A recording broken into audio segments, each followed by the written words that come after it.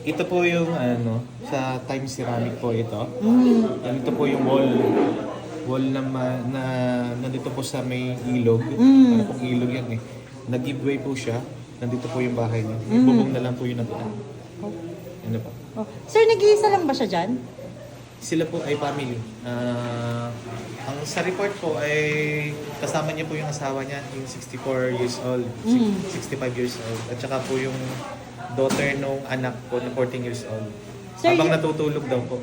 Eh sir, yung asawa niya at saka yung daughter niya ay nakaligtas. Apo.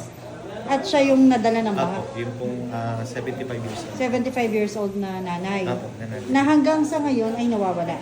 Wala pa pong balita po. Ongoing po ang mga barangay functionaries din po sa pag-check ng area. Ano po, doon po sa mga possible na... Kasi po yung river na yun, yung ilog na yun, dadiretso na yun ng Catalina. Then Bawan po sa may Bawan Doctors. Then Danglang, dagat na po yun. So sir, ano na yung gagawin natin doon? Ngayon po ay na-establish lang po, then papunta na rin po ang BFP para ma-activate ang search and rescue. Continuation po. Ng search and Apo. rescue.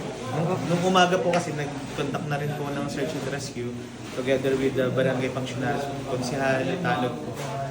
Doon po sa portion na ilan ng sa may Hilarang Kawayan, eh, malakas po talaga ang current, kaya po hindi basta pumapasok din yung pinaka-break